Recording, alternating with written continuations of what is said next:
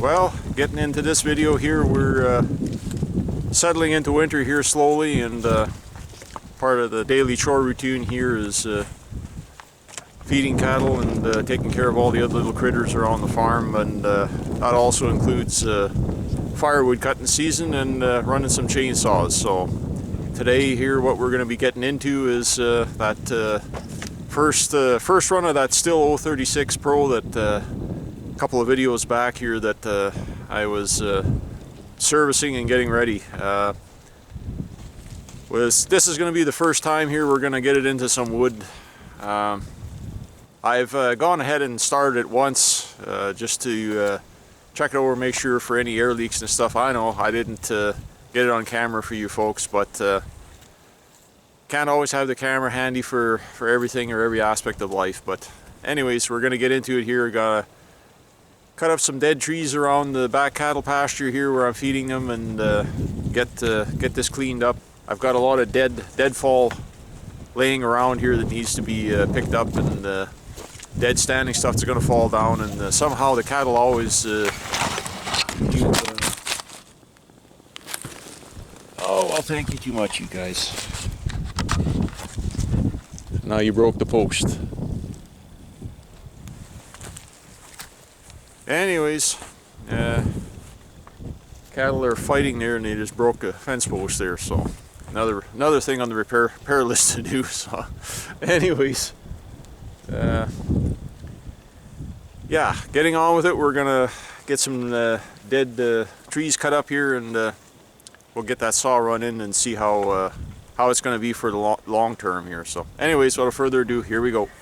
In case some of you are wondering how I'm moving bales with a bucket on the old 580K case backhoe here. I have one of these pin-on bale forks here that they're normally not considered that great of an apparatus, because usually what they do is they have a bolt at the back section here that bolts into the bucket, and that's not always the best. I don't have it set up like that because it puts a lot of pressure on the front edge of your bucket, and most people that tried these forks bend their buckets up with them. So these industrial buckets are a little tougher than the average farm tractor bucket. But what I did was I welded on here, I welded a chain onto the top of this, and I got the heavy lifting lug on the top of the bucket, so I just run a short piece of chain through there and use a snap over load binder to carry the bulk of the load, so it's not on the front cutting edge or leading edge of the bucket to bend the bucket, because even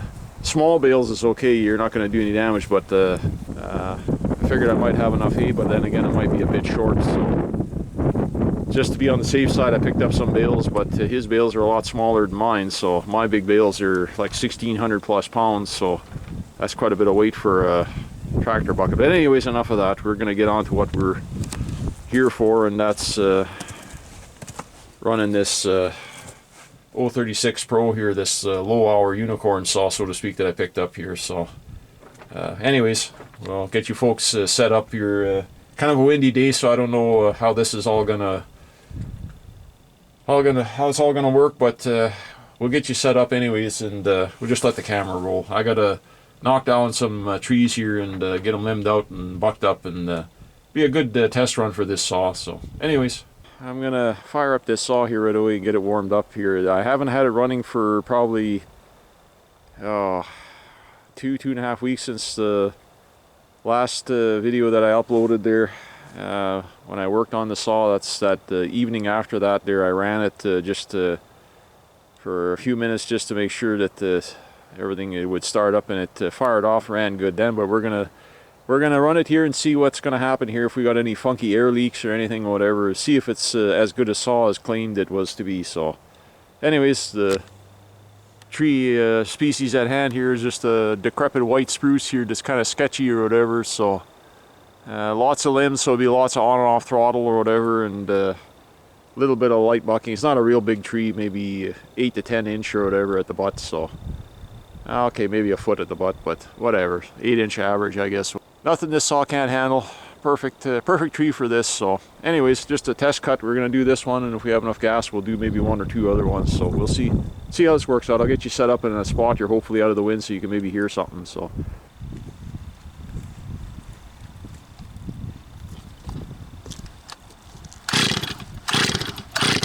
3.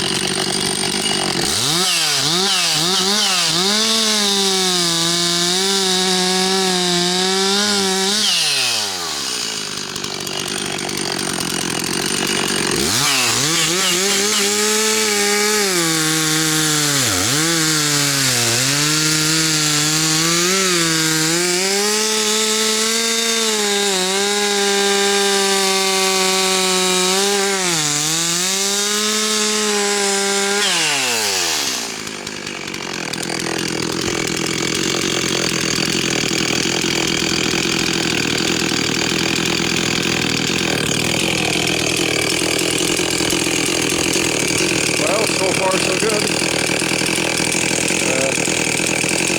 Got decompression and pulled hard like a bugger in the cut, so although it's just spruce, it's not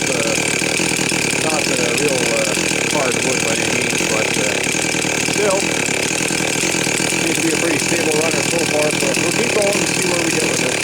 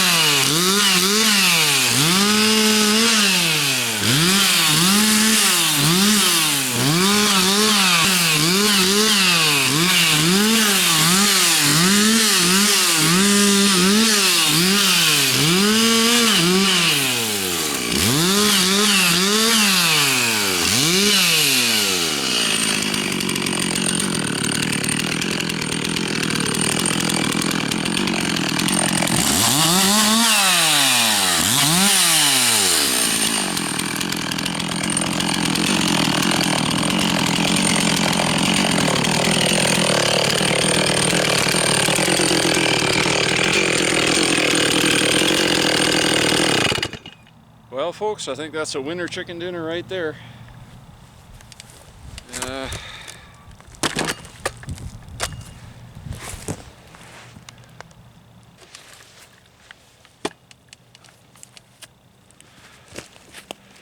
Well, there we have it. 036 Pro. An oldie but a goodie. Seems to be running pretty good. Tad bit lean on the high jet. Low jet could maybe be leaned out just a smidge or whatever. It's a bit rich on the bottom end, but that's fine. I like my saws tuned that way for the most part because keeps a little more fuel coming into the bottom end and keeps your bearings a little better lubricated that way. Not the best chain. That's an old Oregon LGX. It's about three quarter good or three-quarter new actually. Is it's not my sharpening on there. That's I used to get a bunch of chains from one of the local saw shops or whatever, but people would bring chains in for sharpening and then they would abandon them.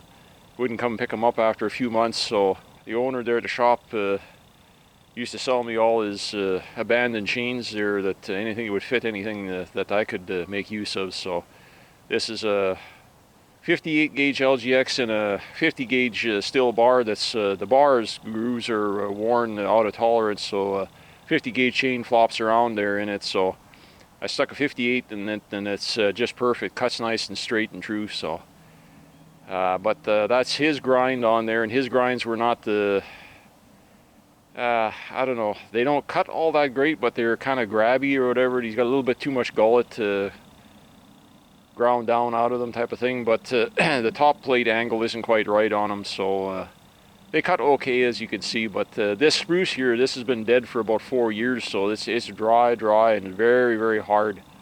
So actually for spruce, even though it's a softwood, it's like petrified wood. It's kind of tough cutting, so it's actually not doing too bad. I just did a couple swipes on the rakers to bring it into spec, so to speak, or a little more aggressive than what most people like. That's just the way I am. But anyways, so far so good. Saw is doing pretty good. I'm gonna go ahead and throw some more trees down here off camera, and I think I got about this tree is a horribly limby tree, so I think I burnt up almost half my tank of fuel already. So but I'll try and get one more down and get bucked up, and I'll show you folks a little bit of that when we get into it.